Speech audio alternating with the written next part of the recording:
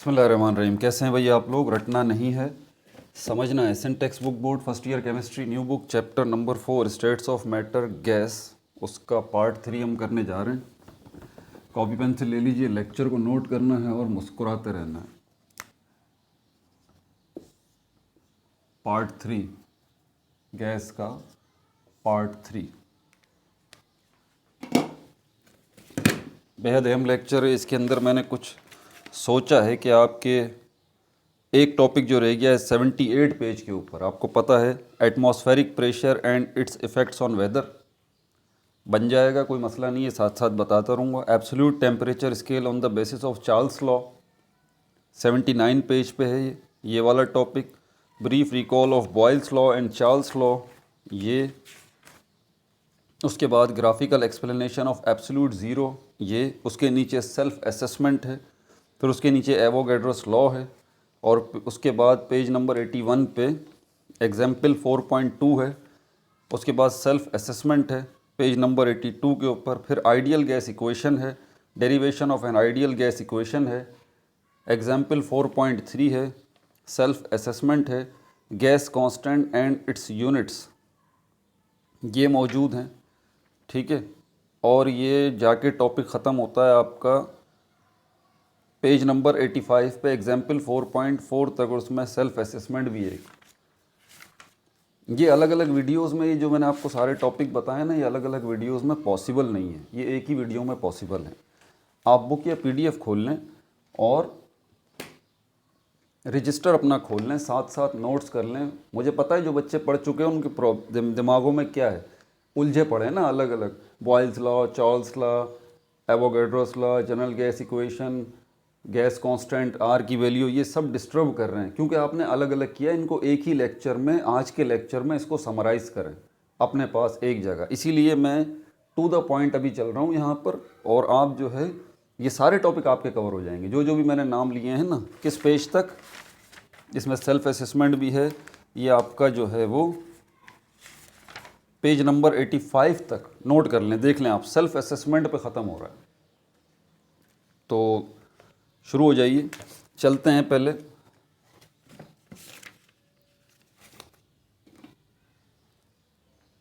हमारा target clearly अभी मैंने आपको बता दिया ना, बॉयल्स लॉ है सबसे पहले, नंबर 1 बॉयल्स लॉ, साथ साथ नोट करते रहिए। उसके बाद चार्ल्स लॉ, स्पेलिंग मिस्टेक हो जाए तो माफ़ कर दीजिएगा। उसके बाद एवोगैड्रोस लॉ, एवोगैड्रोस लॉ, और इन तीनों लॉस का मजमुआ जो है ना वो है जनरल गैस इक्वेशन या आइडियल गैस इक्वेशन। इसको जनरल गैस इक्वेशन भी कहते हैं, आइडियल गैस इक्वेशन भी कहते हैं। इस पे आके ये ख़त्म होता है। मतलब है कि जनरल गैस इक्वेशन आपकी मंजिल है, और इस मंजिल तक पहुंचने के लिए आपको boils law, Charles law, Avogadro's law समझना पड़ेगा, क्योंकि ये तीनों लॉ इसके अंदर यकजा होंगे, एक जगह जमा होंगे, तो आइडियल गैस इक्वेशन जो है वो बनेगी और उस पर काम होगा।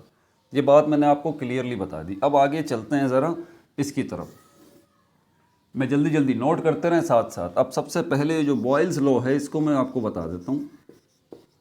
बॉयल्स लॉ,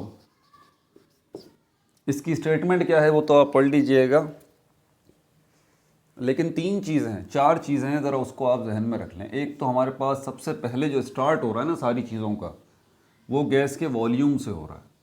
उसके बाद हमारे पास जो है वो प्रेशर है, टेम्परेचर है, और नंबर ऑफ़ मोल्स हैं, नंबर ऑफ़ मोल्स हैं। समझ में आ रही है बात आपको? बॉयल्स लॉ इन चारों का ही गेम है, इन चारों का गेम है इसके अंदर। समझ में आ रही है बात आपको? V से वॉल्यूम, P से प्रेशर, T से टेम्परेचर, N से नंबर ऑफ मोल।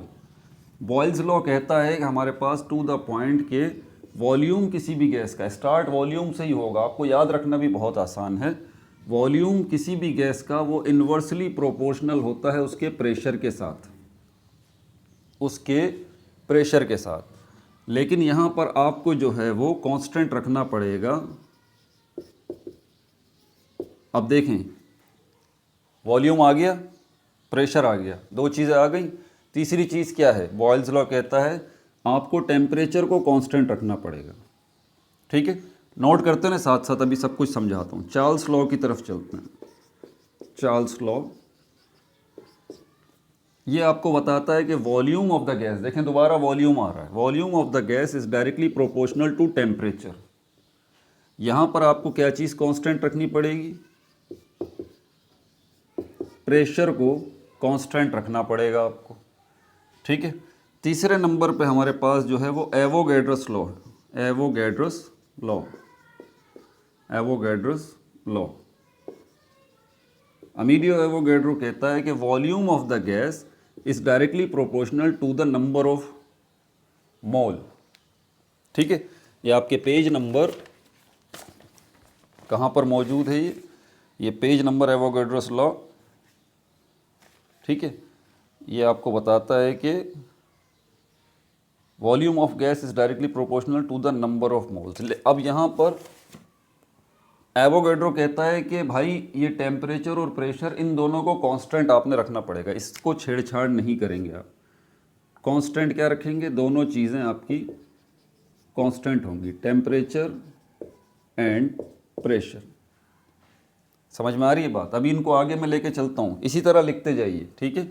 ये अंडरलाइन कर लीजिएगा ताकि आपको एक बात पूरी हो जाए। पहले में सिर्फ हमने क्या किया है, लॉज लिखे हैं चारों के चारों, ठीक है।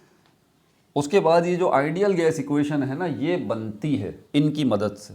लेकिन ये कैसे बनेगी ये मैं आपको पहले ही बता देता हूँ कि ये आइडियल गैस इक्वेशन जो है वो इसी का काम है सारा, आइडियल गैस इक्वेशन इसका काम है सारा। और ये है पी वी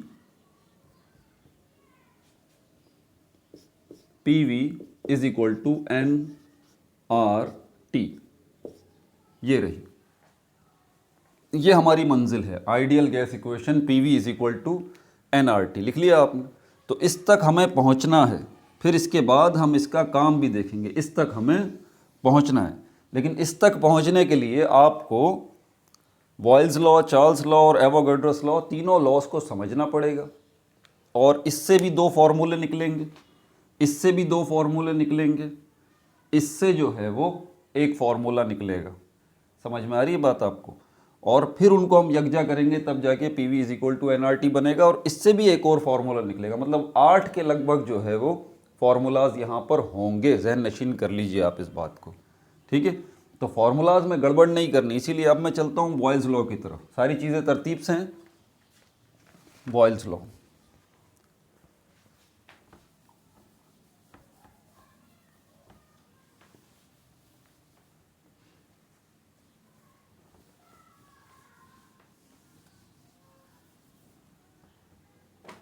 नंबर 1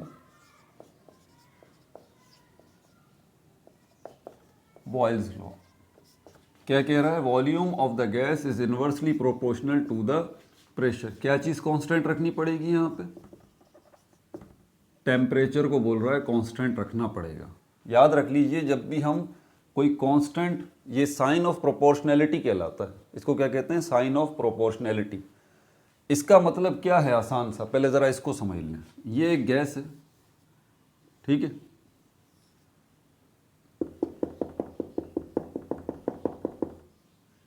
इस पर ये पिस्टन लगा हुआ है, ये पिस्टन लगा हुआ है। पिस्टन क्या है ज़रा इसको नोट कर लें, इसकी इस चीज़ को समझना ज़रूरी है।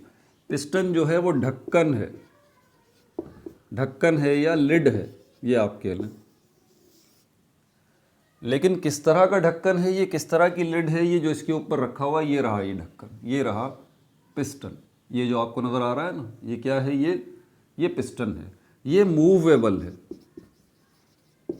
मूवेबल है, ये पिस्टन मूवेबल है और फ्रिक्शन लेस है।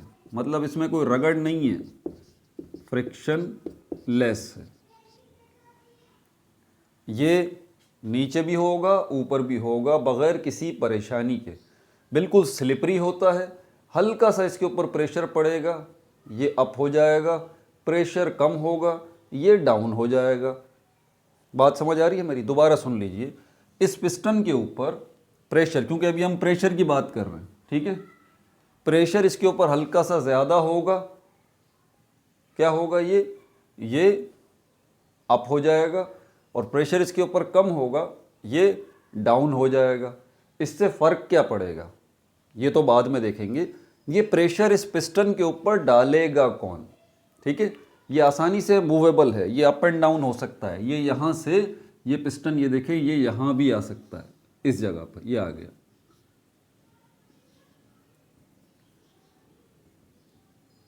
याद रहे ये पिस्टन यहाँ से यहाँ आ चुका है। आपने देखा कि गैस जो है अंदर, ये जो डॉट आपको नज़र आ रहे हैं ना, ये क्या है, ये गैस है। गैस निकलेगी नहीं।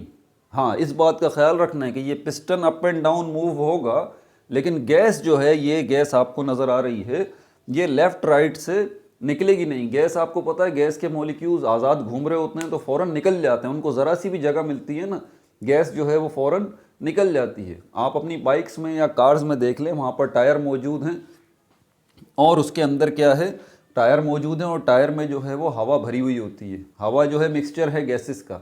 ज़रा सा भी लीक हो जाता है टायर आपका, आपकी ट्यूब लीक हो जाती है बाइक की या कार की, क्या होता है उसमें से फ़ौरन हवा निकलना शुरू हो जाती है। तो इस बात का ख़ास तौर पे ख्याल रखा जाता है जब इस पिस्टन को डिज़ाइन किया जाता है कि ये पिस्टन हरकत भी करता रहे, अप एंड डाउन भी हो, लेकिन साइडों में से थोड़ी सी भी जगह बचनी नहीं चाहिए, वरना ये जो अंदर गैस है ये साइडों में से निकल जाएगी, ठीक है। तो ये पिस्टन का कमाल है सारा का सारा। पहली बात, ये पिस्टन क्या है, ये ढक्कन। दूसरी बात, ये मूवेबल है, अप एंड डाउन हो सकता है। तीसरी बात, ये फ्रिक्शनलेस है, इसमें रगड़ नहीं होगी, ये बहुत स्लिपरी होगा। चौथी बात ये है कि ये पिस्टन जो है गैस को निकलने नहीं देगा बाहर, ठीक है। अब यहाँ पर हम प्रेशर की बात कर रहे थे कि प्रेशर जो है वो जब इस पिस्टन के ऊपर पड़ेगा तो प्रेशर ज़्यादा होगा तो ये पिस्टन ऊपर हो जाएगा, प्रेशर कम होगा तो ये नीचे हो जाएगा, या ऊपर होगा या नीचे होगा, इसको अभी हम देख लेते हैं, अभी ये क्लियर हो जाएगी बात। ये बॉयल्स लॉ की तरफ चलते हैं। अब यहाँ पर चलते हैं, ये जो हमारे पास वॉल्यूम है, वॉल्यूम को आसानी से आप समझ लीजिए साइज़ किसी भी चीज़ का। जब आपसे बोला जाए भाई कि इस चीज़ का वॉल्यूम इतना है और इस चीज़ का वॉल्यूम इतना है, तो आप समझ जाइए कि उस चीज़ के साइज़ की बात की जा रही है, उस चीज़ के साइज़ की बात की जा रही है। गैसेस जो हैं उनका साइज़ क्या होता है, जो साइज़ कंटेनर का होता है, जो वॉल्यूम गैस का होता है, ये बात याद रख लीजिएगा। Volume of gas is equal to size of container, size of container. तो यहाँ पर आप देख लीजिए कि ये जो इस वक्त स्पेस बन रहा है, यही क्या है, इस गैस का वॉल्यूम है, इसका साइज़ है। क्योंकि पिस्टन जो है वो नीचे आया हुआ है, इसके अप एंड डाउन होने पे जो फैक्टर काम कर रहा है उसको तो अभी डिस्कस करते हैं। अब यहाँ पर इस पिस्टन को मैं ऊपर लेके जाऊँगा तो ये देखें, अब ये पिस्टन यहाँ से मैं हटा रहा हूँ, रिमूव कर रहा हूँ ये।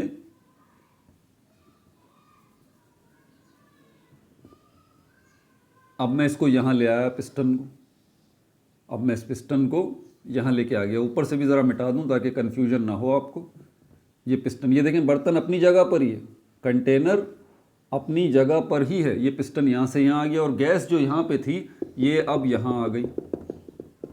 तो क्या इसका वॉल्यूम गैस का चेंज नहीं हुआ? चेंज हो गया, क्योंकि पिस्टन ऊपर हो गया है तो गैस के मॉलिक्यूल्स को जगह मिल गई और फैलने की, और फैलने से गैस का वॉल्यूम जो है वो बढ़ गया, उसका साइज जो है वो बढ़ गया। अब इस पिस्टन को मैं थोड़ा और ऊपर लेके जाता हूँ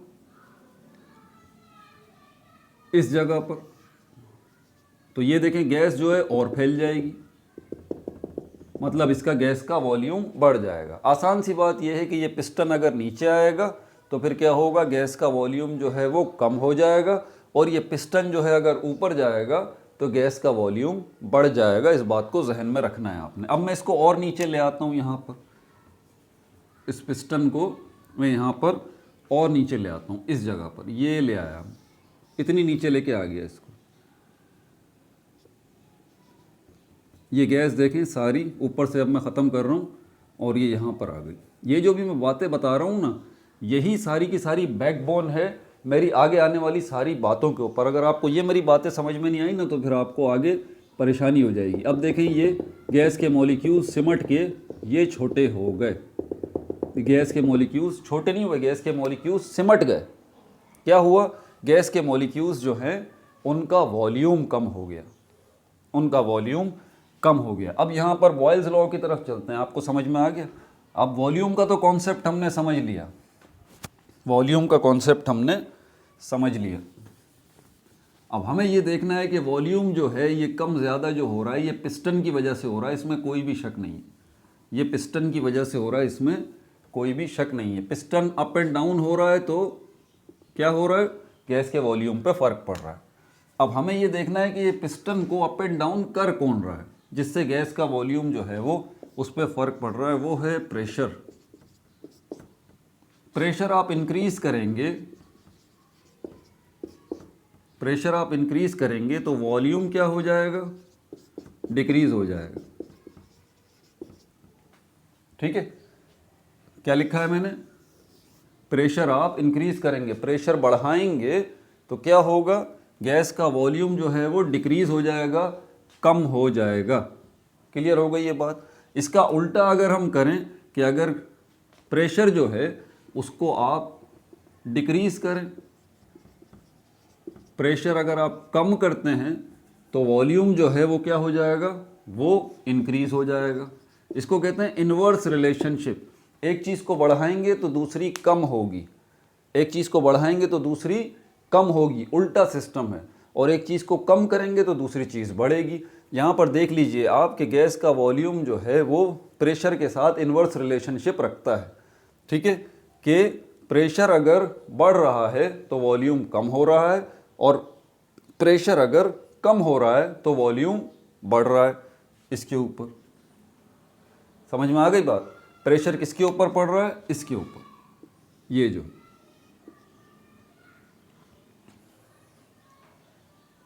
अब एग्जैक्टली इस गैस का वॉल्यूम जो इतना हुआ है कम, तो इसकी वजह यह है कि प्रेशर इस पिस्टन के ऊपर ज़्यादा हुआ है। अब इस पिस्टन के ऊपर प्रेशर हम थोड़ा सा कम करें। प्रेशर इस पिस्टन के ऊपर लाने के लिए आप क्या कर सकते हैं, वेट्स को यूज़ कर सकते हैं। ठीक है, वेट्स यानी कि बट्टे जो होते हैं तराजू में रखे हुए होते हैं ना, 1 kg का, 2 kg का, 3 kg का वेट्स जो मिलते हैं। ठीक है, तो इन वेट्स को आप यहाँ पर रख दें। 2 ग्राम का एक वेट ले लें, एक जो है वो 5 ग्राम का वेट ले लें, एक जो है वो 10 ग्राम का वेट ले लें, और इस तरह इसके ऊपर आप रख के कम ज़्यादा करके इन वेट्स को पिस्टन के ऊपर प्रेशर कम ज़्यादा कर सकते हैं। अल्टीमेटली पिस्टन के ऊपर प्रेशर आप बढ़ाएंगे, ज़्यादा वज़न रख के, ज़्यादा वज़न रख के पिस्टन क्या होगा, ऊपर से नीचे आएगा और गैस का वॉल्यूम कम हो जाएगा। वजह क्या है, क्योंकि पिस्टन के ऊपर प्रेशर बढ़ रहा है। किसकी वजह से प्रेशर बढ़ रहा है, इन वेट्स की वजह से। आप वेट्स बढ़ाते चले जा रहे हैं, आपने एक वेट रखा, दूसरा वेट रखा, तीसरा, चौथा, पिस्टन ऊपर से नीचे आता रहा। अब हम इन वेट्स को कम करते हैं, तो यहाँ पर ये देखें, वेट्स को मैं अगर कम करूँगा, यहाँ से एक मैंने वेट कम कर दिया, तो पिस्टन क्या होगा, पिस्टन के ऊपर प्रेशर कम हो जाएगा। ठीक है, और फिर ये पिस्टन थोड़ा ऊपर उठेगा। तो अब मैं इसकी दूसरी पिक्चर यहाँ बनाता हूँ। ये यहाँ तक आ गया पिस्टन, क्योंकि आपने वेट जो है वो अब कम कर दिए। वेट जितने ज़्यादा रखेंगे प्रेशर उतना ज़्यादा बढ़ेगा पिस्टन के ऊपर। ठीक है, अब इससे और अगर वेट आप कम करेंगे तो ये पिस्टन और जो है ऊपर चला जाएगा। अब देखें, एक ही वेट रह गया है, तो फिर जो है वो गैस का वॉल्यूम आपके सामने है। क्लियर हो गई ये बात। अब यहाँ पर हम चलते हैं इसकी मैथमेटिकल एक्सप्लेनेशन की तरफ। तो ये बात क्लियर हो गई। बॉयल्स लॉ क्या है, Boyle's law to the point, Robert Boyle ये कहता है कि भाई किसी भी गैस के ऊपर अगर आप प्रेशर बढ़ाएंगे तो उसका वॉल्यूम कम हो जाएगा, प्रेशर कम करेंगे तो वॉल्यूम बढ़ जाएगा। इन्वर्स रिलेशनशिप है। जब भी आप साइन ऑफ प्रोपोर्शनैलिटी को ख़त्म करते हैं, कोई ना कोई कांस्टेंट आता है, इसकी जगह पर आ जाएगा v इज इक्वल टू के, देखें, और मल्टीप्लाई बाय 1/p। इस k को 1 से मल्टीप्लाई करेंगे तो ये बनेगा v is equal to k/p। ये आपके पास आ गया क्या, बॉयल्स लॉ की मैथमेटिकल शक्ल। बॉयल्स लॉ की मैथमेटिकल शक्ल, ये फर्स्ट फार्मूला आ गया। फार्मूलाज नोट करते रहें। फर्स्ट फार्मूला, अगर हमारे पास डिफरेंट स्टेट्स हैं गैस की, डिफरेंट स्टेट्स ऑफ गैस, अगर हमारे पास गैस की डिफरेंट स्टेट्स हैं, मतलब मुख्तलिफ हालतें हैं। फॉर एग्जांपल यहाँ पर अभी मौजूदा गैस की पोजीशन ये है।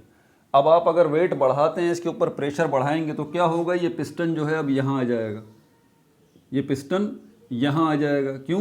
क्योंकि आपने वेट जो है वो बढ़ा दिया है, आपने वेट बढ़ा दिया है, पिस्टन यहाँ से मूव करके यहाँ आ गया। ये देखें वेट आपने बढ़ा दिया तो क्या हुआ, गैस का वॉल्यूम जो है वो कम हो गया। इसका मतलब इस जगह पर एक केस ये हो गया ऊपर वाला, दूसरा केस ये हो गया जब पिस्टन यहाँ था और अब पिस्टन यहाँ पर है। जब यहाँ पर था पिस्टन, इस वक्त भी कोई वॉल्यूम था गैस का, उसको हम V1 कर देते हैं। जब यहाँ पे था पिस्टन, उस वक्त भी कुछ प्रेशर था, तो उस प्रेशर को हम P1 कर देते हैं।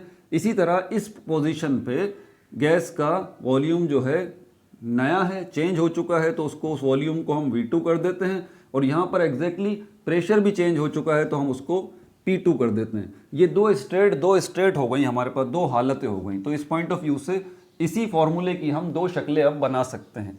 ये फॉर्मूला एक इस जगह के लिए है, यही फॉर्मूला जो है वो इस जगह के लिए भी है, ये फॉर्मूला इस स्टेट के लिए भी है, ये फॉर्मूला इस स्टेट के लिए भी है।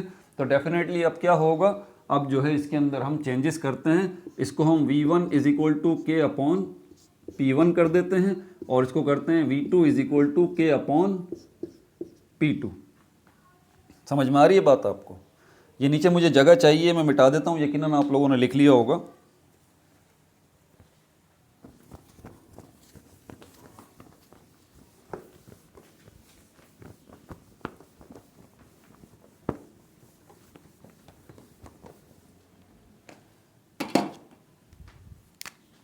ठीक है भाई, अब क्या करेंगे, यहाँ पर K और K इस पर कोई फ़र्क नहीं पड़ेगा, ये जो कांस्टेंट है इस पर कोई फ़र्क नहीं पड़ेगा।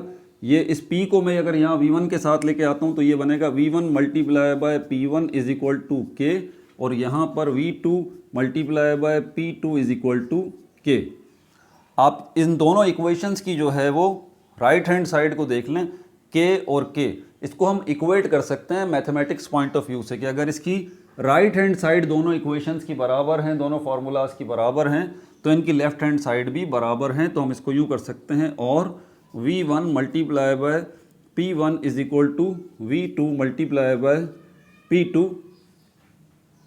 ठीक है भाई, और इसको हम जो है वो थोड़ा और आगे लेके जाएं तो ये बनेगा V1 P1 मल्टीप्लाई करें अगर V1 और P1 को, तो V1 P1 is equal to V2 P2।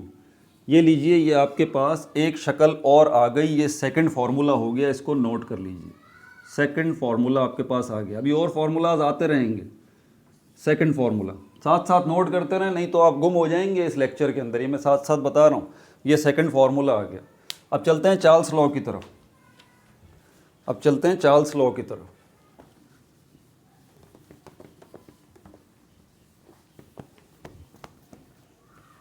Charles law, second law हो गया।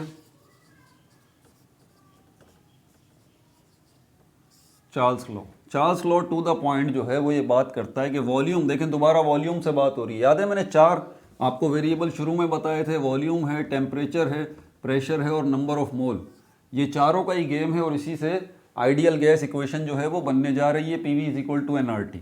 चार्ल्स लॉ क्या कहता है, ये कहता है volume of the gas is directly proportional to the temperature. यहाँ पर आपको प्रेशर को कांस्टेंट रखना पड़ेगा, प्रेशर को कांस्टेंट रखना पड़ेगा। अच्छा, ये कांस्टेंट का भी ज़रा साथ ही आपको बता दूं, बॉयल्स लॉ में बात मैं भूल गया।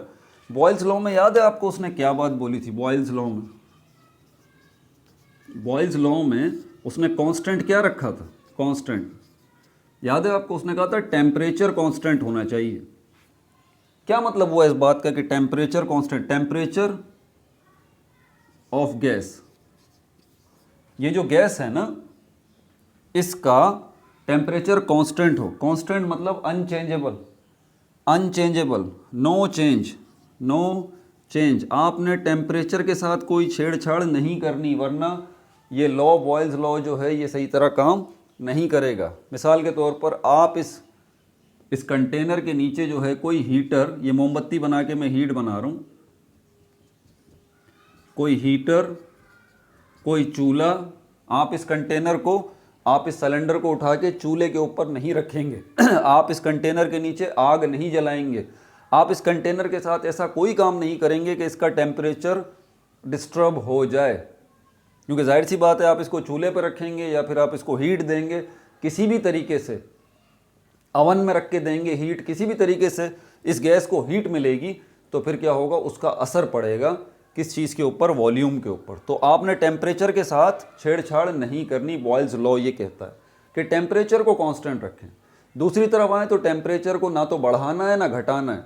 आप इस कंटेनर को डीप फ्रीज़र में भी नहीं रखेंगे। देखें वहाँ पर भी दूसरा मामला है ना, अगर डीप फ्रीज़र की बात करेंगे तो वहाँ ठंडक है, तो आपने वो काम भी नहीं करना। जिस लैब में आप ये तजुर्बा कर रहे हैं, ये एक्सपेरिमेंट कर रहे हैं, वहाँ का जो टेम्परेचर है ना रूम का, उस लैब का जो टेम्परेचर है नॉर्मल टेम्परेचर, उसको वैसे ही रहने दें, उसके साथ छेड़छाड़ ना करें।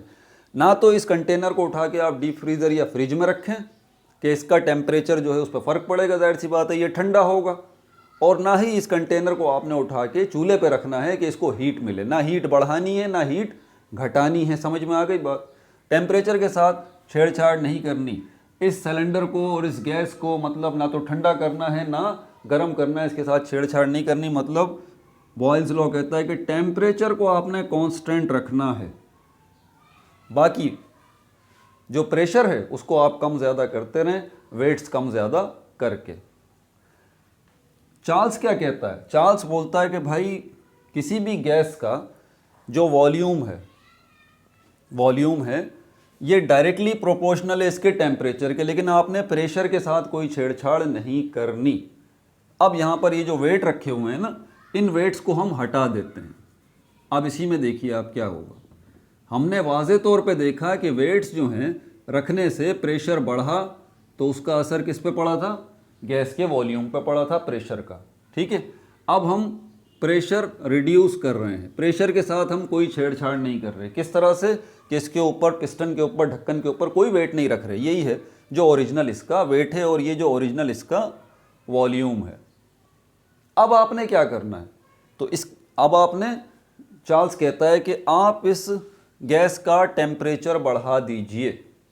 आप इस गैस का टेम्परेचर बढ़ा दीजिए, तो क्या होगा इसका असर? जो गैस है अंदर मौजूद, और गैस जो है वो मॉलिक्यूल्स से मिलके बनती है, और मॉलिक्यूल्स जो हैं उनको ये हीट मिलेगी। देखें आप नीचे से हीट दे रहे हैं ना, अब आप क्या कर रहे हैं? अब आप हीट दे रहे हैं। तो ये हीट जो है वो इस कंटेनर से, ये हीट किसके पास जा रही है? मॉलिक्यूल्स के पास जा रही है, गैस के मॉलिक्यूल्स के पास। गैस के मॉलिक्यूल्स के पास जब जा रही है वो हीट, तो गैस के मॉलिक्यूल्स की जो काइनेटिक एनर्जी है वो बढ़ रही है, और काइनेटिक एनर्जी जो बढ़ रही है उससे क्या हो रहा है? गैस के मॉलिक्यूल्स और ताकतवर हो रहे हैं। जो पहले इस स्पीड से जा रहे थे अब इस स्पीड से जा रहे हैं, तो इनकी रफ्तार में भी इजाफा होगा, इनकी ताकत में भी इजाफा होगा, इनकी काइनेटिक एनर्जी में भी इजाफा होगा जैसे ही आप इस गैस को हीट देंगे। और हीट देने से क्या होगा? इस गैस का टेम्परेचर चेंज होगा। मिसाल के तौर पर इसका टेम्परेचर अगर 20 डिग्री सेंटीग्रेड है इस वक्त, हीट देने के बाद क्या होगा? 21 डिग्री सेंटीग्रेड होगा, 22 होगा, 23 होगा, 30 डिग्री सेंटीग्रेड होगा, ये होगा। अब क्या इसके वॉल्यूम पे भी कोई फर्क पड़ेगा? बिल्कुल फर्क पड़ेगा। ये पिस्टन खुद ब खुद ऊपर जाना शुरू हो जाएगा। ये पिस्टन खुद ब खुद ऊपर जाना शुरू हो जाएगा। आप कुछ नहीं कर रहे, कोई वेट की कमी नहीं कर रहे, कुछ भी नहीं कर रहे। आप सिर्फ देख रहे हैं कि आप तो सिर्फ हीट दे रहे हैं। हीट मिलने से इस गैस का टेम्परेचर चेंज हो रहा है 20 डिग्री से 21, 22, 23। और इसका असर क्या पड़ रहा है? इसका असर ये पड़ रहा है कि गैस का वॉल्यूम जो है वो चेंज हो रहा है। अब ये यहाँ से पिस्टन कहाँ आ जाएगा? यहाँ आ जाएगा। ठीक है, ये यहाँ आ जाएगा। डेफिनेटली फिर क्या होगा? गैस के मॉलिक्यूल्स जो हैं वो भी, उनको ज़्यादा स्पेस मिलेगा, तो गैस के मॉलिक्यूल्स का, ये गैस का वॉल्यूम बढ़ जाएगा। क्या किया है आपने? आपने टेम्परेचर बढ़ाया है तो उसका असर गैस के वॉल्यूम पर पड़ा है, लेकिन आपने प्रेशर के साथ कोई छेड़छाड़ नहीं की। इस बात को जहन में रखिएगा, प्रेशर को आपने कांस्टेंट रखा है। चार्ल्स यही कहता है। वो बोलता है किसी भी गैस का अगर आप टेम्परेचर बढ़ाएंगे तो उसका वॉल्यूम भी बढ़ जाएगा, और किसी भी गैस का टेम्परेचर अगर आप घटाएंगे तो उसका वॉल्यूम भी घट जाएगा। मतलब टेम्परेचर बढ़ेगा तो वॉल्यूम भी बढ़ जाएगा, टेम्परेचर कम होगा तो वॉल्यूम भी कम हो जाएगा गैस का। अभी ये पिस्टन यहाँ था, अब ये यहाँ आ गया। पहले ये वॉल्यूम था गैस का, अब ये वॉल्यूम हो गया। वजह, आपने टेम्परेचर बढ़ा दिया। अब यहाँ पर हम क्या करते हैं? इसी कंटेनर को उठा के हम डीप फ्रीज़र में रख देते हैं। किसमें? फ्रीज़र में रख देते हैं। फ्रीज़र में जैसे ही हम इस कंटेनर को रखेंगे तो क्या होगा, इसको ठंडक मिलेगी, टेम्परेचर रिवर्स होना शुरू होगा। 30 डिग्री से क्या होगा 23, 22, 21, 20 और फिर क्या होगा 19 होगा, 18 होगा, 15 होगा, 10 होगा, 5 डिग्री सेंटीग्रेड होगा।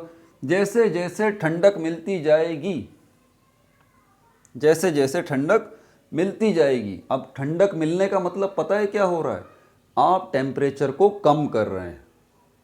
समझ में आ रही है बात, आप टेम्परेचर को कम कर रहे हैं। पहले आप टेम्परेचर को क्या कर रहे थे, बढ़ा रहे थे। 20 डिग्री से 21, 22, 23 आप टेम्परेचर को बढ़ा रहे थे, वॉल्यूम भी बढ़ रहा था, यहाँ से यहाँ तक आ गया। अब ज़रा मुझे बताइए, जब आप टेम्परेचर को कम कर रहे हैं, टेम्परेचर को कम कर रहे हैं 20 से 19, 18, 15, 20 आपने फ्रिज में रख दिया है इस कंटेनर को, तो इसको ठंडक मिल रही है, इसकी मॉलिक्यूल्स की काइनेटिक एनर्जी कम हो रही है, इनकी रफ्तार में कमी आ रही है, ये स्लो हो रहे हैं। तो उसका नतीजा क्या निकल रहा है कि ये गैस का वॉल्यूम जो है वो भी कम हो रहा है। चार्ल्स यही आपसे बात कहता है, बोलता है किसी भी गैस का जो है वो वॉल्यूम आप बढ़ा सकते हैं उसके टेम्परेचर को बढ़ा के, और किसी भी गैस का वॉल्यूम को आप घटा सकते हैं, कम कर सकते हैं उसके टेम्परेचर को कम करके। समझ में आ गई बात।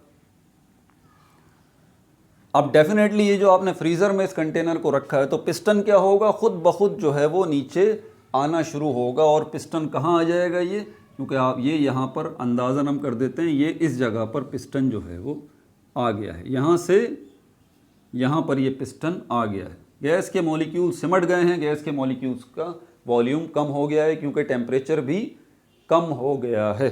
ठीक है भाई, इसको मिटा दूँ अब ज़रा। अब ये जो दो पोजीशन हमारे पास बनती हैं, ये वाली पोजीशन और ये वाली पोजीशन, याद है अभी हमने एक चीज़ देखी थी, क्या देखी थी, हमने लेवल्स देखे थे। दो फार्मूलाज हम ड्राइव कर चुके हैं, तीसरा फार्मूला हम ड्राइव करने जा रहे हैं, तीसरा फार्मूला हम ड्राइव करने जा रहे हैं। मैथमेटिकल एक्सप्लेनेशन चार्ल्स लॉ की ये होगी, volume is directly proportional to temperature. Sign of proportionality ख़त्म करेंगे तो फिर क्या होगा, इक्वल का निशान आएगा और के आ जाएगा। ठीक है, ये आपके पास क्या हो गया, थर्ड फार्मूला हो गया, थर्ड फार्मूला।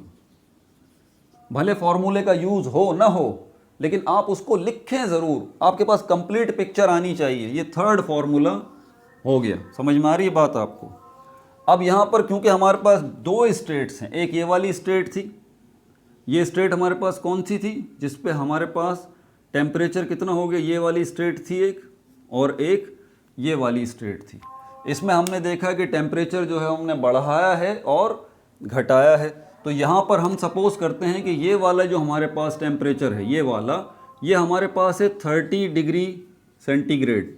ये टेम्परेचर यहाँ पर जब ये था, ठीक है, और जब ये नीचे आ गया है, ये नीचे आ गया है, तो इसका वॉल्यूम कम हो गया है, इसका वॉल्यूम कम हो गया है। वजह क्या है कि टेम्परेचर जो है वो अब आपने कर दिया है 20 डिग्री सेंटीग्रेड तक, आपने टेम्परेचर जो है वो कर दिया है 20 डिग्री सेंटीग्रेड तक। तो डेफिनेटली टेम्परेचर आपके पास टेम्परेचर दो आ गए हैं।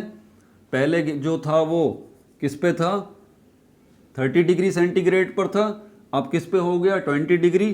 तो स्टार्ट आपका इससे हुआ, ठीक है। आपकी मर्ज़ी है, देखें टेम्परेचर में चेंज बढ़ाने से और घटाने से दोनों तरह से हो सकता है। मैंने यहाँ पर 30 से 20 की तरफ लेके आया हूँ, आपको परेशान होने की ज़रूरत नहीं है। आप जो है वो 20 से 30 पे ले जाएं, कोई परेशानी की बात नहीं है, 20 से 30 पे ले जाएं। लेकिन आपने ये जहन में रखना है कि 20 से 30 की तरफ जा रहे हैं या 30 से 20 की तरफ जा रहे हैं, क्योंकि 20 से 30 की तरफ आने का मतलब आप टेम्परेचर बढ़ा रहे हैं तो वॉल्यूम भी बढ़ेगा। अगर आप 30 से 20 की तरफ जा रहे हैं तो आप टेम्परेचर को कम कर रहे हैं तो वॉल्यूम भी कम होगा। इस बात को जहन नशीन रखना है, ठीक है, यहाँ गड़बड़ नहीं करनी है आपने। तो यहाँ पर हमारे पास दो टेम्परेचर हो गए, एक टेम्परेचर T1, दूसरा टेम्परेचर T2। ये जो हमारे पास टेम्परेचर है इसको हम T1 कर लेते हैं जब पिस्टन यहाँ था, और ये हमारे पास टेम्परेचर जो है इसको हम T2 कर लेते हैं जब पिस्टन यहाँ था। यहाँ पर टेम्परेचर कितना था 20 डिग्री सेंटीग्रेड, यहाँ पर कितना था 30 डिग्री सेंटीग्रेड। समझ में आ गई बात आपको। तो यहाँ पर इसको मैं ये गैस के मॉलिक्यूल्स भी यहाँ पे बना देता हूँ। तो एग्जैक्टली यहाँ पर जब पिस्टन मौजूद था, टेम्परेचर 20 डिग्री सेंटीग्रेड था, तो वॉल्यूम हम इसको V1 कर लेते हैं।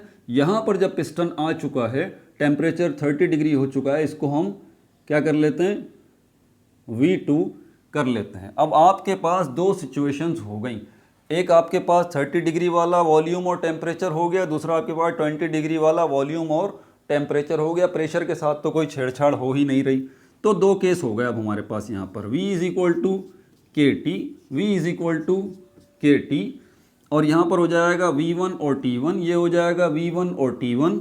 यहाँ पर हम V1, ये T1 मल्टीप्लाई की फॉर्म में, यहाँ पर आके डिवाइड की फॉर्म में आ जाएगा। यहाँ पर भी ये T1 जो है वो, सॉरी इसको T2 करते हैं, V2 करते हैं, ये जो है यहाँ पर T2 वाली पोजीशन में आ जाएगा।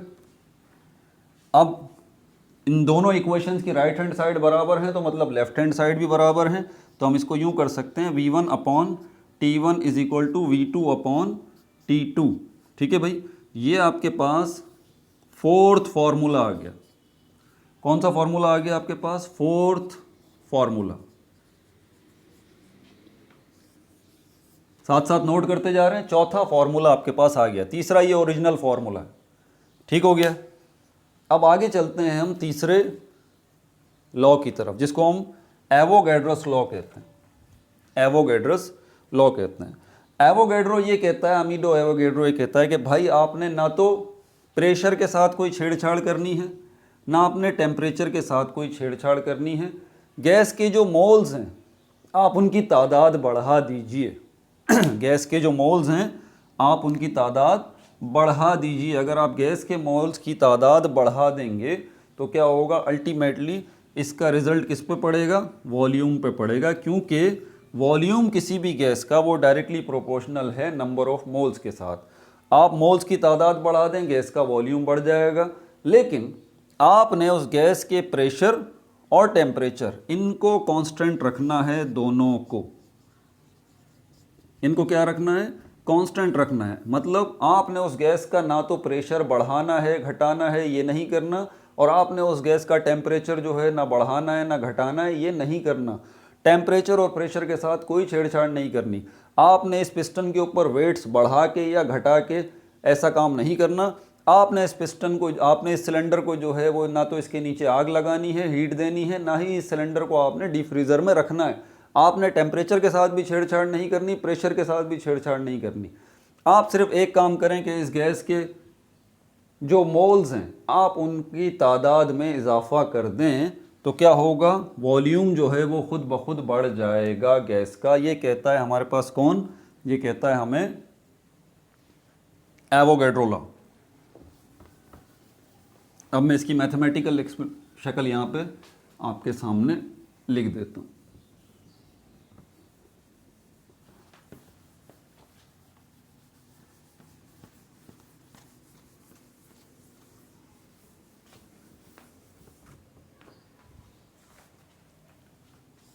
ये रही हमारे पास एवोगैड्रोस लॉ, थर्ड लॉ हो गया एवोगैड्रोस लॉ। क्या कह रहा है, वॉल्यूम। आप ज़रा नोट करें, बॉयज़ लॉ में भी पहले वॉल्यूम को रखा गया, चार्ल्स लॉ में भी पहले वॉल्यूम को रखा गया, एवोगैड्रोस लॉ में भी पहले वॉल्यूम को रखा गया है। देखिए बड़ा आसान है याद रखना। Volume is directly proportional to number of moles, N मतलब number of moles, number of moles. आप मोल्स की तादाद में इजाफा कर दीजिए, गैस का वॉल्यूम जो है वो, लेकिन क्या करना है, हमने कांस्टेंट रखना है। किस चीज़ को कांस्टेंट रखना है, टेम्परेचर को भी एंड प्रेशर को भी, इस बात का ख्याल आपने रखना है। ठीक है भाई। अब यहाँ पर दो स्टेट हम देख लेंगे, पहले दो स्टेट यहाँ पर हम देख लेते हैं। एक ये वो स्टेट है जिसके अंदर N1 नंबर ऑफ मोल हैं, इसके ये वाली जो स्टेट है जिस पे पिस्टन ऊपर गया हुआ है ये N2 है। इस पे आप सपोज करें कि मोल्स की तादाद कितनी है, मोल्स जो हैं वो 2 मोल हैं, और यहाँ पर मोल कितने होंगे, यहाँ पर हो जाएंगे 6 मोल। ठीक है, इस पोजीशन में N2 6 मोल, N1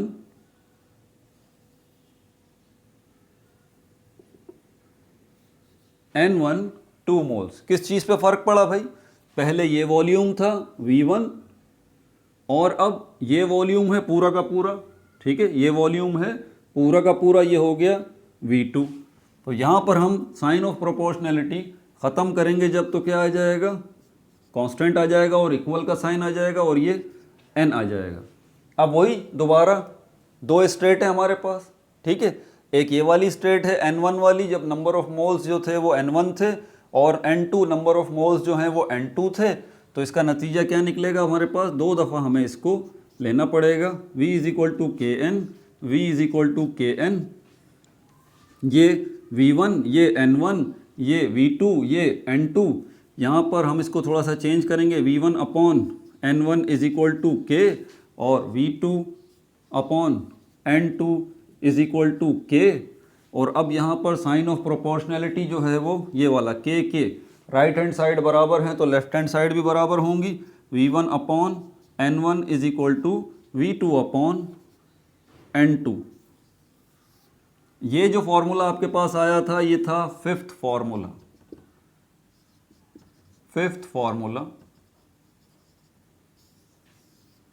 और ये जो फॉर्मूला आपके पास आया ये सिक्स्थ फॉर्मूला है, सिक्स्थ फॉर्मूला। आप गौर करें, बॉयल्स लॉ भी आपको दो फॉर्मूले देता है, चार्ल्स लॉ भी आपको दो फॉर्मूले देता है, एवोगैड्रोस लॉ भी आपको दो फॉर्मूले देता है। समझ में आ रही है बात आपको? तरतीब से बिल्कुल इनको अपने पास नोट करें रजिस्टर के अंदर, इंशाल्लाह आपको कोई परेशानी नहीं होगी। अब आगे चलते हैं आइडियल गैस इक्वेशन के ऊपर, जो कि हमारा टारगेट है। अब उसकी तरफ चलते हैं। P V is equal to N R T. Problem ये थी कि हमें एक ऐसी इक्वेशन चाहिए थी जो हमारे सारे मसले हल करे, वॉल्यूम का भी, टेम्परेचर का भी, नंबर ऑफ मोल का भी और प्रेशर का भी। आपने चार ही चीज़ें देखी है ना, चार ही चीज़ें देखी हैं आपने, है ना। आपने क्या देखा है गैस के हवाले से? वॉल्यूम, टेम्परेचर, प्रेशर और नंबर ऑफ मोल, लेकिन 6 अलग अलग फार्मूलाज में।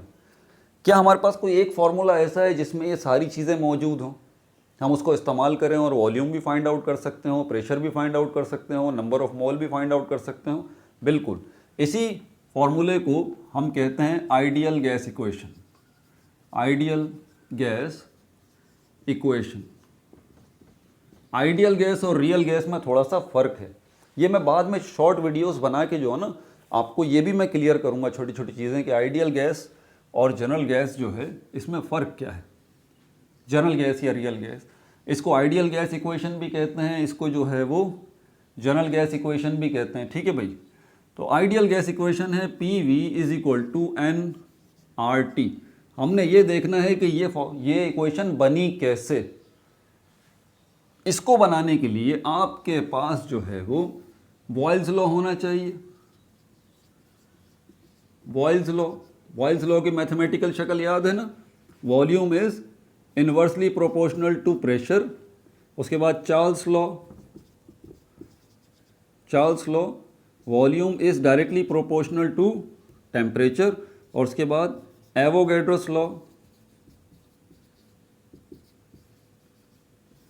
Volume is directly proportional to number of mole. Ideal gas equation कहती है कि इन तीनों को एक जगह पर आप इकट्ठा कर दें। अगर आप इसकी लेफ्ट हैंड साइड को देखें तो वी आपको नज़र आ रहा है, ये रहा वी, ये रहा वी, ये रहा वी। वॉल्यूम तो इसको आप एक कर लें, ठीक है। उसके बाद साइन ऑफ प्रोपोर्शनैलिटी, एक ये रहा, एक ये रहा, एक ये रहा, इसको भी आप एक कर लें। इनको आपने क्या करना है, 1/p t और n, इनको मल्टीप्लाई की शक्ल में आप इस तरह से लिख लें। क्लियर हो गई ये बात? v तीनों इक्वेशन में मौजूद है, उठा लिया। साइन ऑफ प्रोपोर्शनैलिटी तीनों इक्वेशन में मौजूद है, उठा लिया। इन तीनों को बारी बारी मल्टीप्लाई की शक्ल देके इस तरह से लिख दिया, ठीक है भाई। अब इनको मल्टीप्लाई कर लेते हैं तो v sign of proportionality t n upon p, ये हो जाएगा। अब साइन ऑफ प्रोपोर्शनैलिटी ख़त्म होता है तो आपको याद है फिर क्या है, कोई ना कोई कांस्टेंट आता है। यहाँ पर k नहीं आएगा, यहाँ पर r आएगा। बेहद अहम है ये r, इसको मत भूलिएगा। r इसको कहते हैं गैस कांस्टेंट, गैस कांस्टेंट। इस R को आपने नहीं भूलना है, gas constant.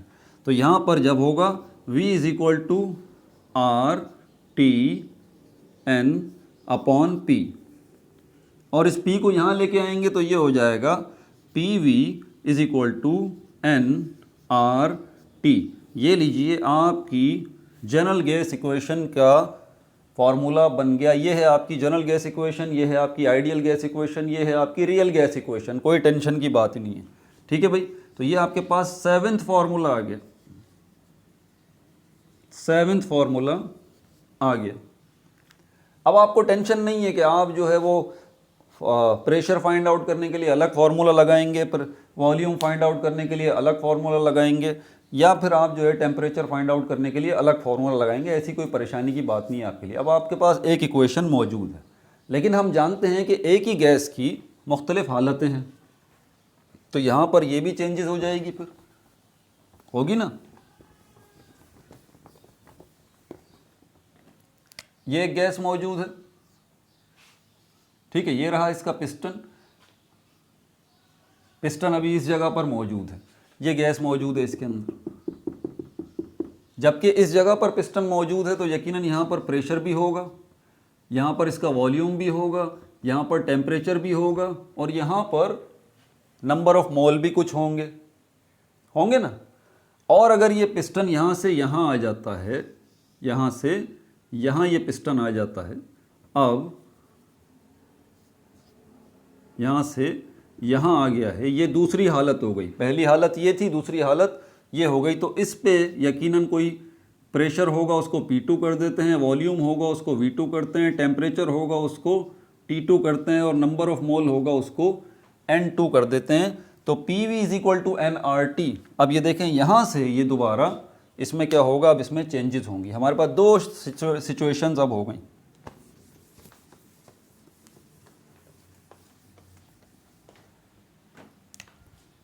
PV is equal to nRT, PV is equal to nRT। ये P1 N1 T1, P2 V2 और T2 और N2, ठीक है भाई। अब यहाँ पर P1 V1 upon N1 T1 is equal to R, और यहाँ पर भी P2 V2 upon N2 T2 is equal to R। Right hand side दोनों की बराबर है, ठीक है, राइट हैंड साइड दोनों की बराबर है, तो लेफ्ट हैंड साइड भी बराबर होंगी। ये हो जाएगा P1 V1 upon N1 T1 is equal to P2 V2 upon N2 T2। ये आ गया आपका 8th फॉर्मूला। दो डिफरेंट सिचुएशंस को हैंडल करने के लिए ये आ गया आपके पास 8th फॉर्मूला। समझ में आ गई बात आपको? ये आपके पास आ गया 8th फॉर्मूला। अब ये और ये सिचुएशन जो थी दोनों को डील कर लेगा आसानी से। आपके पास दोनों हालतें मौजूद हैं। अब यहाँ पर इसमें एक चीज़ का और इजाफा करते हैं, क्योंकि जब भी हम नॉर्मली हम गैसेस को लेते हैं ना, तो हम नंबर ऑफ मोल फिक्स्ड रखते हैं, ठीक है। नंबर ऑफ मोल जो है वो 1 लेते हैं हम। ये बड़ी अहम चीज़ है, बच्चे यहाँ पे कंफ्यूज हो जाएंगे, इसलिए बता रहा हूँ, ज़रा ध्यान से मेरी बात सुन लीजिएगा, ध्यान से मेरी बात सुन लीजिएगा, बार बार कह रहा हूँ। इफ़ इसको लिख लें और याद कर लें, इफ़ नंबर ऑफ मोल, यानी कि ब्रैकेट में लिख रहा हूँ n इज इक्वल टू 1। अगर 1 मोल हो गैस का, अगर गैस का 1 मोल हो, तो देन इक्वेशन या फॉर्मूला, देन इक्वेशन बिकम्स, ये इक्वेशन जो है वो इसको क्या हो जाएगा, फिर ये हो जाएगा P1 V1 upon T1 is equal to P2 V2 upon T2। ये हो गया हमारे पास 9th फॉर्मूला। अब आप बोलेंगे सर ये n कहाँ पे चला गया? आपके जहन में फ़ौरन ये सवाल आएगा ना, सर यही फार्मूला है यही फॉर्मूला है। इसमें और इस फॉर्मूले में फ़र्क क्या है? सिर्फ यही तो फ़र्क है कि N1 यहाँ पर है, यहाँ पर नहीं है, N2 यहाँ पर है, यहाँ पर नहीं है। सर ये क्या मामला हो गया? ये क्या मामला हो गया है भाई? नंबर ऑफ मोल कितने हैं? 1 मोल है ना? नंबर ऑफ मोल कितने हैं? 1 मोल है। तो नंबर ऑफ मोल अगर 1 है, 1 मोल है, 1 मोल है, तो आप इस n की जगह पर क्या लिखेंगे? N1 की जगह पर और N2 की जगह पर। मोल में तब्दीली नहीं होगी, मोल में तब्दीली नहीं होगी, इस बात का ध्यान रहे आप।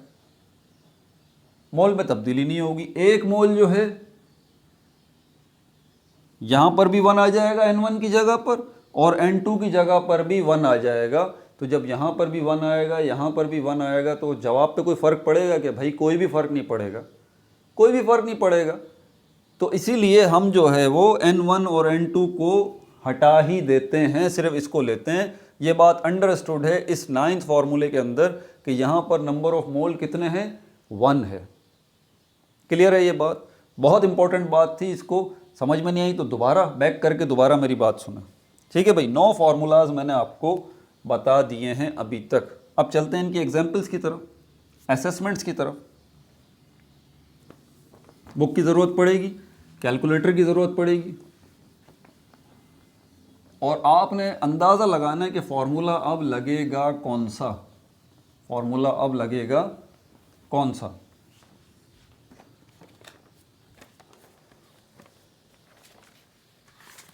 कहाँ से शुरू हुए थे हम? पेज नंबर 78 से मैंने बोला था, याद है? शुरू में ही atmospheric pressure in its effects on weather. मैं इसको भी नहीं बता रहा आपको इसके हवाले से कुछ। 79 पेज के ऊपर absolute temperature scale on the basis of Charles law, मैंने कहा था इसको भी ज़रा रोक दीजिए आप। नीचे बॉयल्स लॉ, यहाँ से मैं शुरू हुआ हूँ actually. Brief recall of Boyle's law and Charles law, यहाँ से मैं शुरू हुआ हूँ। ये सारे मैंने आपको लॉस समझाए हैं। नेक्स्ट पेज पे पेज नंबर 80 के ऊपर ये जो graphical explanation of absolute zero है, इसको भी मैंने अभी तक आपको एक्सप्लेन नहीं किया। ये एब्सोल्यूट टेम्परेचर होता क्या है, एब्सोल्यूट ज़ीरो होता क्या है, ग्राफ क्या होता है, इस पे हम आगे बात करेंगे। इसके नीचे जो सेल्फ असेसमेंट था मैंने उसको भी नहीं छेड़ा। एवोगैड्रोस लॉ को लिया है, ठीक है, और उसके बाद पेज नंबर 81 पे आ जाएं तो एवोगैड्रोस लॉ यहाँ पर आ गया है। अब एग्जाम्पल 4.2 देख लीजिए, इसके सोल्यूशन की तरफ आपने नहीं जाना। एग्जाम्पल 4.2 डायरेक्ट मैं इसका डेटा बनाऊंगा, आप बुक में से पढ़ लीजिए कि क्या बोल रहा है। ज़रा ध्यान से सुनिएगा। वो कह रहा है a cylinder contains 2.2 moles of oxygen gas at STP, standard temperature and pressure जो है उसके ऊपर एक सिलेंडर है, ठीक है, एक सिलेंडर है, एक सिलेंडर है, ठीक है। इसमें मोल्स कितने हैं अभी? 2.2 मोल्स, 2.2 मोल्स गैस के मौजूद हैं। कौन सी गैस है ये? ऑक्सीजन गैस है ये, ऑक्सीजन गैस है ये, ठीक है भाई। और STP के ऊपर है, एट STP।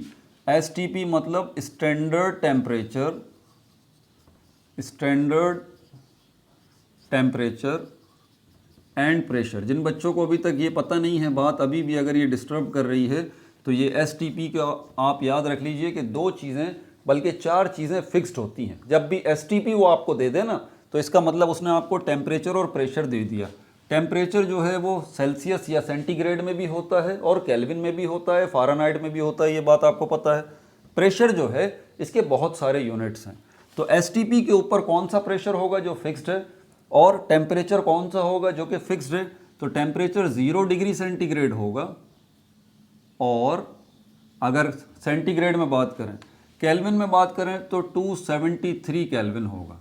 प्रेशर की अगर हम बात करें तो 1 ATM, 1 एटमॉस्फेरिक प्रेशर होगा, या 760 mm, 760 mm ऑफ Hg ये होगा। ये बात ज़हन में नोट कर लीजिए अपने पास। जब भी STP की बात बोल रहा है ना, वो मतलब उसने आपको टेम्परेचर और प्रेशर दोनों दे दिए। प्रेशर ATM में, और या ATM में 1 होगा और mm ऑफ Hg में 760 होगा। ठीक है भाई, तो 2.2 मोल्स ऑक्सीजन गैस के भी मौजूद हैं। प्रेशर भी आपको, टेम्परेचर भी आपको पता चल गया क्या है, 0 डिग्री सेंटीग्रेड या 273 डिग्री केल्विन, सॉरी डिग्री नहीं आएगा, केल्विन। ठीक है, और प्रेशर भी उसने आपको बता दिया 1 एटमॉस्फेरिक प्रेशर। अभी इसकी मौजूदा सिचुएशन ये है, नंबर 1, नंबर 2, नंबर 3। आगे कहता है when more gas oxygen gas is pumped into the cylinder. अब इसके अंदर जो है वो ऑक्सीजन गैस पहले से मौजूद है, इसमें मज़ीद क्या किया जा रहा है, मज़ीद ऑक्सीजन गैस डाली जा रही है। ठीक है, the volume of a gas is change. ठीक है, अब क्या होगा, गैस का वॉल्यूम चेंज हो जाएगा। अब ज़रा ध्यान से मेरी बात सुनिएगा, इस पोजीशन पे जब आपने मज़ीद ऑक्सीजन गैस अभी नहीं डाली, मज़ीद ऑक्सीजन गैस नहीं डाली, यकीनन इस पोजीशन पे भी कोई वॉल्यूम था जो हमें नहीं पता। ठीक है ना भाई, अभी आपने गैस इसमें मज़ीद ऑक्सीजन गैस मज़ीद इस सिलेंडर में नहीं डाली, तो अभी भी तो इसका कोई ना कोई तो वॉल्यूम होगा ना भाई, इसने अभी तक तो हमें नहीं बताया, लेकिन होगा तो ये बात तो तय है, तो उसको हमने V1 कर दिया। अब वो बता रहा है कि मज़ीद ऑक्सीजन गैस इसके अंदर पंप की गई है, अब जो है वो वॉल्यूम जो है वो गैस का, हाँ अब बता रहा है, बोल रहा है वॉल्यूम जो है वो गैस का चेंज हो जाएगा 2.0 क्यूबिक डेसीमीटर से। अब इसने बताया 2.0 क्यूबिक डेसीमीटर से कितना हो जाएगा, 3.4 cubic decimetre. Calculate how many moles of oxygen gas are added in the cylinder. आपने नंबर ऑफ मोल्स जो हैं वो कैलकुलेट करने हैं, नंबर ऑफ मोल्स जो हैं आपने कैलकुलेट करने हैं। अब बच्चे दबा के गलती करेंगे, बेहिसाब गलती करेंगे, क्यों, क्योंकि वो समझ रहे हैं कि ये सल्यूशन है, प्रॉब्लम थोड़ी है ये। ओ भाई ये प्रॉब्लम है, एक एक वर्ड बड़ा कैलकुलेटेड होता है। आप ध्यान से सुनिए, एक एक वर्ड को देखिए, वो आपसे बोल क्या रहा है। क्या उसने नंबर ऑफ मोल जो हैं वो पूरी गैस के पूछे हैं? ये पहला केस है जब वॉल्यूम ये था V1 2.0 क्यूबिक डेसीमीटर ये, और ये दूसरा केस है V2 3.4 क्यूबिक डेसीमीटर। ये कौन सा केस है, जब आपने इजाफी ऑक्सीजन गैस डाल चुके हैं इस सिलेंडर के अंदर। तो नंबर ऑफ मोल जो वो आपसे पूछ रहा है वो इस वॉल्यूम के पूछ रहा है, या नंबर ऑफ मोल वो आपसे इस वॉल्यूम के पूछ रहा है। इस वॉल्यूम के नंबर ऑफ मोल तो उसने ये आपको दिए हुए ही हैं, टेंशन की बात ही नहीं। ठीक है, V1 वॉल्यूम के नंबर ऑफ मोल उसने आपको दिए हुए हैं, कोई परेशानी की बात नहीं। क्या यहाँ पर आपसे V2 वॉल्यूम का पूछ रहा है कि अब बताइए कि अब नंबर ऑफ मोल कितने हैं? अब देखें ज़रा, इसको कंफ्यूज होने की ज़रूरत नहीं, अब ध्यान से सुने क्या कह रहा है। Calculate how many moles of the oxygen gas are added. ये इस जुमले को पढ़ें, कह रहा है calculate how many moles of oxygen gas are added. ये है वो वर्ड, बोल रहा है कितने मोल इसमें ऐड किए गए हैं, आपने वो बताना है। क्या वो आपसे टोटल मोल पूछ रहा है, पहले कितने थे और अब कितने हैं? ज़रा देखें, मेरी बात को दोबारा सुने, मैं एक और मिसाल देके समझाता हूँ। ये केस 1 था, केस 1 था, कौन सा वाला, ये वाला, ये यहाँ से यहाँ तक, ये क्या है, ये केस 1 है। आपसे क्या पूछ रहा है वो, मोल्स की तादाद पूछ रहा है। इसमें तो अभी तो आपने इस केस में, केस 1 के अंदर आपने कोई गैस नहीं डाली। ठीक है, अब केस 2 जो है, केस 2, इसमें क्या पोजीशन है कि अब आपने इसमें मज़ीद गैस डाल दी है। ये ओरिजिनल है, ये ओरिजिनल केस है, ये चेंज केस है, चेंज्ड केस। क्या फ़र्क आ गया है, ऑक्सीजन गैस का फ़र्क आ गया कि ऑक्सीजन गैस इसमें मज़ीद डाली गई है। अब ये ओरिजिनल केस 1 जो है, ओरिजिनल में सिचुएशन ये है, चेंज वाली सिचुएशन जो है, अब यहाँ पर पहले इसका वॉल्यूम अगर ये था, भाई अभी कुछ तो तब्दीली आई होगी ना, कुछ तो तब्दीली आई होगी। इसका वॉल्यूम अगर पहले था 2.0 क्यूबिक डेसीमीटर V1 और V2 3.4 क्यूबिक डेसीमीटर। बड़ी आसान सी बात पूछ रहा हूँ, सारी बातों को छोड़ दें सब बातों को। मैं बड़ी आसान सी बात पूछ रहा हूँ आपसे, ये क्या है? वॉल्यूम 1 है। ये क्या है? वॉल्यूम 2 है। अब मैं आपसे पूछता हूँ कि भाई वॉल्यूम में चेंज क्या आया? चेंज क्या आया ये बता दीजिए। Change in volume, change in volume, volume में चेंज क्या आया ये आप बता दीजिए। वॉल्यूम में चेंज क्या आया? अब कुछ बच्चे बोलेंगे कि सर पहले तो वॉल्यूम था 2.0 क्यूबिक डेसीमीटर, अब जो वॉल्यूम है 3.4 क्यूबिक डेसीमीटर, तो पहले तो ये था अब ये हो गया है, तो चेंज इन वॉल्यूम ये है असल में। बच्चे क्या बोलेंगे? चेंज इन वॉल्यूम सर ये है। नहीं भाई, ये चेंज इन वॉल्यूम नहीं है, ये चेंज इन वॉल्यूम नहीं है, ये न्यू वॉल्यूम है, न्यू वॉल्यूम है ये न्यू वॉल्यूम है, चेंज नहीं है। वो आपसे पूछ रहा है चेंज कितना आ गया, चेंज कितना आ गया। तो पहले इसके लिए आपको क्या करना पड़ेगा? चेंज बताने के लिए माइनस करना पड़ेगा, ठीक है। V2 में से माइनस करना पड़ेगा V1 को, तो यहाँ पर 3.4 माइनस 2.0 क्या जवाब आएगा? ये हो जाएगा 1.4 I think, exactly 1.4 cubic decimetre. ये क्या है?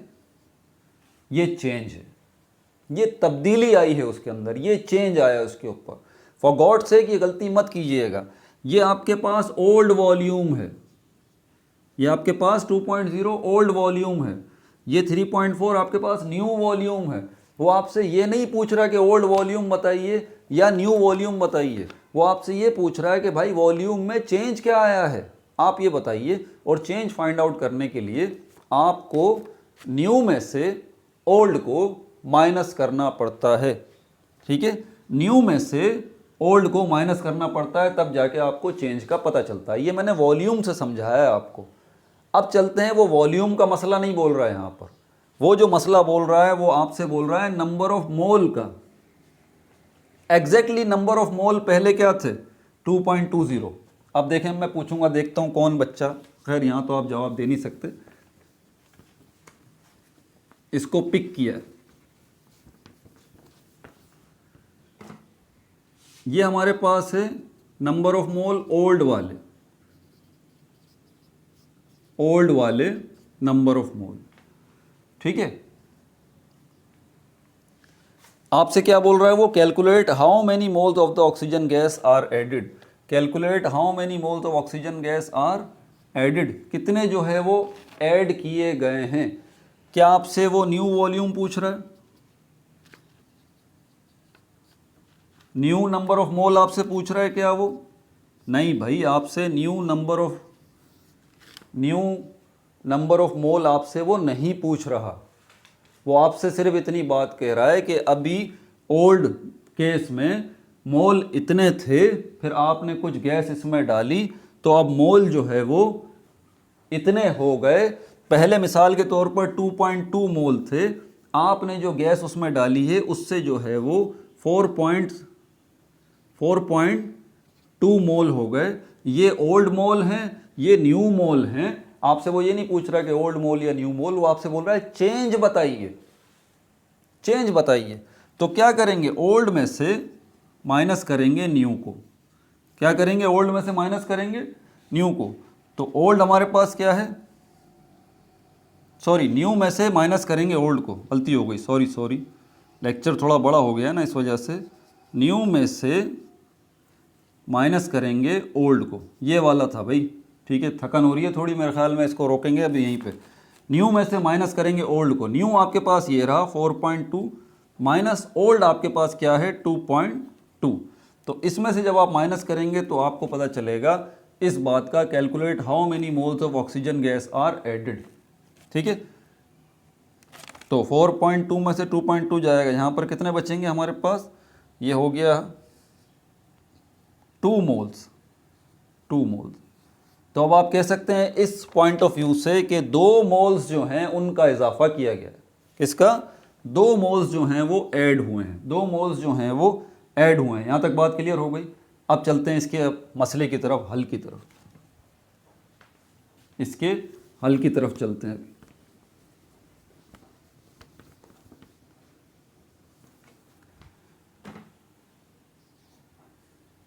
हमने 9 फार्मूलाज देखे हैं। यहाँ पर कौन सा फार्मूला लगेगा, सबसे पहले तो हमें ये देखना है, जहाँ से हमें सबसे पहले हमें फाइंड आउट करना है इस N2 को। N1 तो ये रहा, N2 ये रहा। आपके पास टेम्परेचर भी है, ठीक है, और आपके पास जो है वो प्रेशर भी है, आपके पास जो है वो वॉल्यूम भी है। तो यहाँ पर आपके पास एवोगैड्रोस लॉ,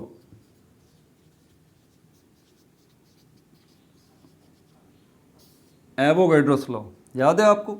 एवोगैड्रोस लॉ जो है हमारे पास क्या था, V1 upon N1 is equal to V2 upon N2,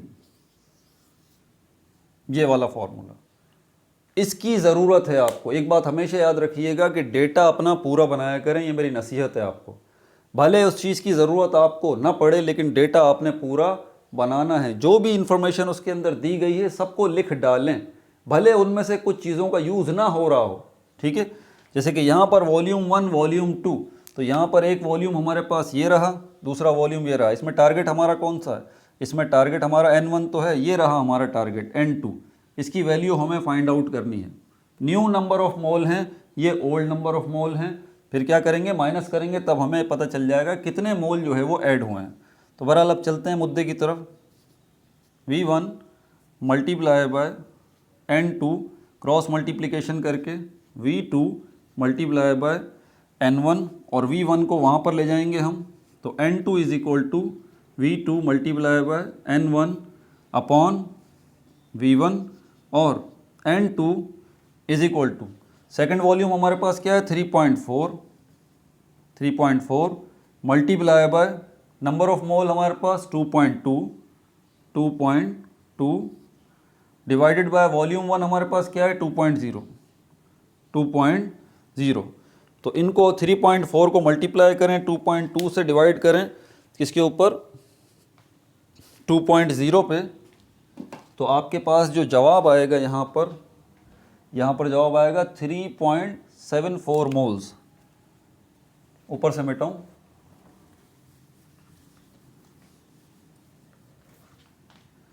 N2 की जो वैल्यू आपके पास आएगी क्या आएगी, 3.74 मोल्स, 3.74 मोल्स। ये आपके पास आ गया N2। अब क्या करना है, वो आपसे न्यू नंबर ऑफ मोल नहीं पूछ रहा, वो आपसे पूछ रहा है change in number of mole, change in number of mole. Change क्या आया, तो क्या करेंगे, न्यू में से ओल्ड को माइनस करेंगे। न्यू हमारे पास ये रहा N2 माइनस N1, ठीक है। तो कितना हो जाएगा ये, इक्वल टू N2 हमने कितना निकाला है 3.74 माइनस N1 हमारे पास कितना है 2.2। तो 3.74 में से माइनस कर दें 2.2 को, तो आपके पास जवाब आएगा 1.54 मोल्स, 1.54 मोल्स। ये रहा आपका जवाब। इतने मोल्स जो हैं वो ऐड किए गए हैं। उसने आपसे पुराने मोल नहीं पूछे, उसने आपसे न्यू मोल नहीं पूछे, उसने आपसे चेंज इन मोल पूछा है कि भाई कितने मोल्स की तब्दीली हुई है वो बता दीजिए, ठीक है भाई। ये बेहद अहम चीज़ थी जो कि मैंने आपको आखिर में बताई है, बच्चे इसमें गड़बड़ करते हैं।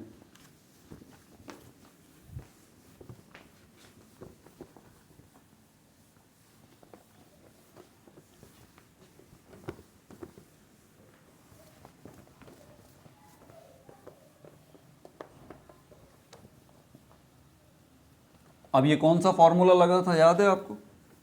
बॉयल्स लॉ के 2 फॉर्मूले, चार्ल्स लॉ के 2 फॉर्मूले, एवोगैड्रोस लॉ के 2 फॉर्मूले। एवोगैड्रोस लॉ का जो सेकंड फार्मूला था वो यहाँ पर यूज़ हुआ है, अपना बहुत ज़्यादा ख्याल रखिएगा। इसके अंदर अभी हमारे पास आगे मौजूद हैं, सेल्फ असेसमेंट भी मौजूद है, उसको भी देखेंगे, ठीक है, अगली वीडियो में। इसका नाम मैं सोच रहा था अभी तक जो है ना, ये है general gas equation, ideal gas equation part 1, ideal gas equation part 1 है। इसके पार्ट 2 के अंदर मज़ीद एग्जाम्पल्स, मज़ीद न्यूमेरिकल, सेल्फ असेसमेंट, उनको हम देखेंगे। अपना बहुत ज़्यादा ख्याल रखिएगा। No like no subscribe, only share.